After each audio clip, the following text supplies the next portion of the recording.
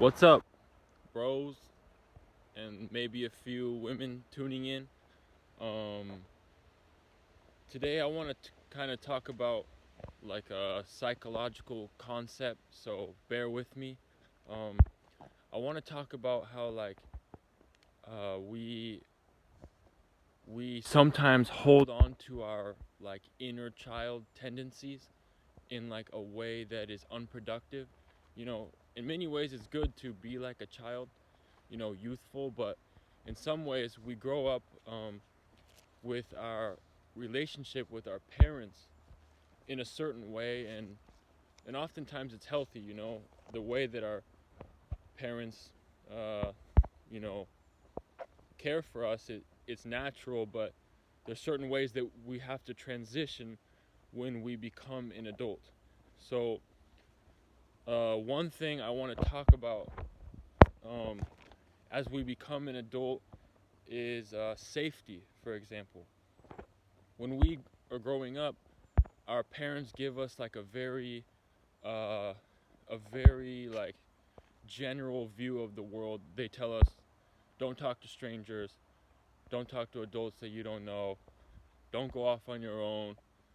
Always have somebody to watch over you, to babysit you, and you end up thinking that the world is a dangerous place, and they're doing that to you as a child to protect you. But eventually, we have to grow out of that. You know, Once we become an adult, we realize, wait a minute, almost every good thing done in the world throughout history was done by adults. So adults aren't really that scary, and the world isn't that dangerous. We just have to use discernment, because once we become an adult, we're the ones looking after ourselves. So don't be afraid of the world. Use discernment, use caution, but you know, like you're no longer under the sheltering of your parents, and you need to consider yourself strong and exposed, you know, to the dangers of the world, such as manipulators and everything, because they are out there. But um, as an adult, you have to expose yourself to it because you no longer have a choice. You have to enter into the world that our parents once told us was dangerous.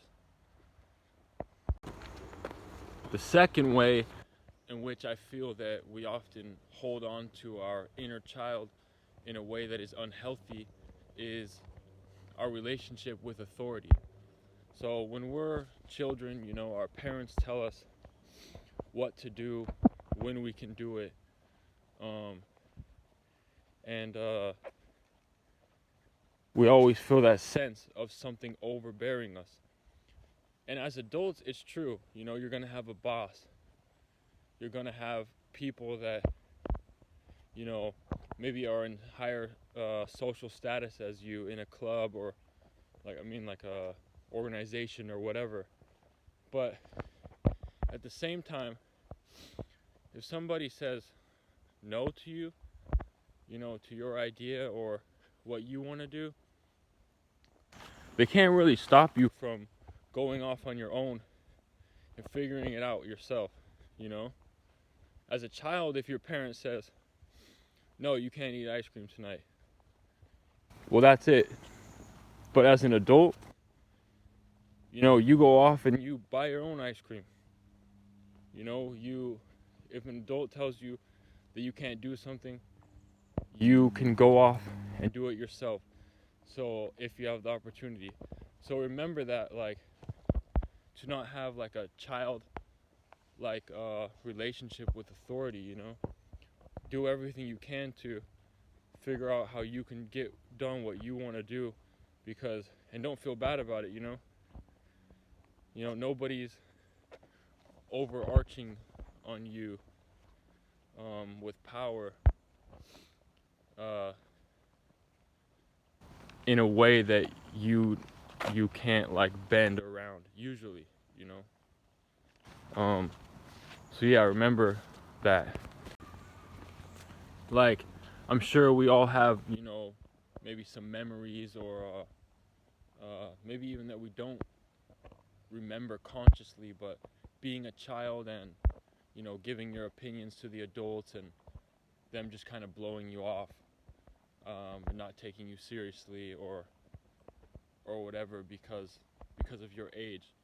Or maybe, maybe it was even at school. The cool kids kind of blew you off, and you end up thinking that their voice always comes first before yours, and that you have to submit to their ideas and that they're always better.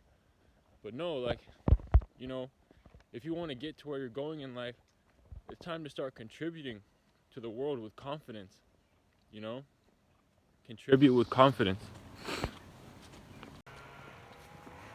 And the last way, or a third way that I've written down to transition from thinking like a child to an adult is what you think about navigation, like navigating your life, like, choosing your career, choosing where you want to live, and your parents might not agree with it. They might not want you to move away from home, maybe because they love you.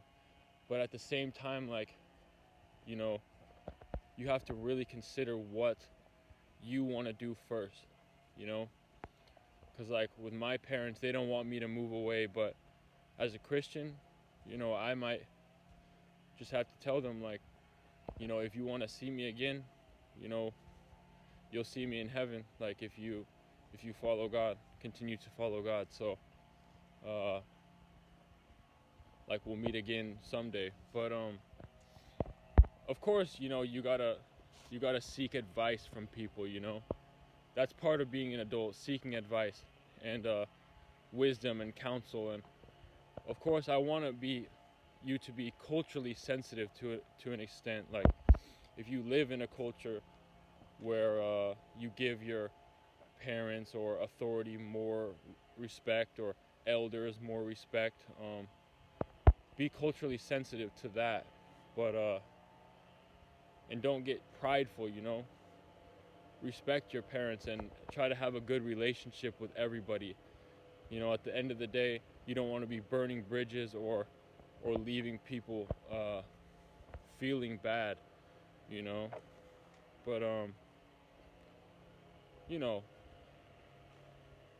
sometimes maybe God calls us to do things, and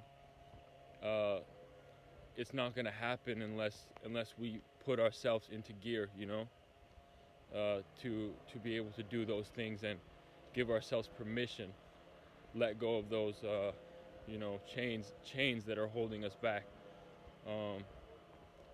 So yeah, I felt like this video, it can be relevant to some people, because some of us, I think including myself, we don't necessarily transition as naturally into adulthood, and we need to consciously think about those defense mechanisms and ways that we can let go and move forward. So that's it. The three things to become more of an adult, and that's what we think about safety, being willing to expose ourselves to the dangerous world, the big world that we live in, and what we think about authority, our ability to assert ourselves, and what we think about navigating life, our ability to choose our life path. So that's it. Take it easy, guys. Catch you in the next one.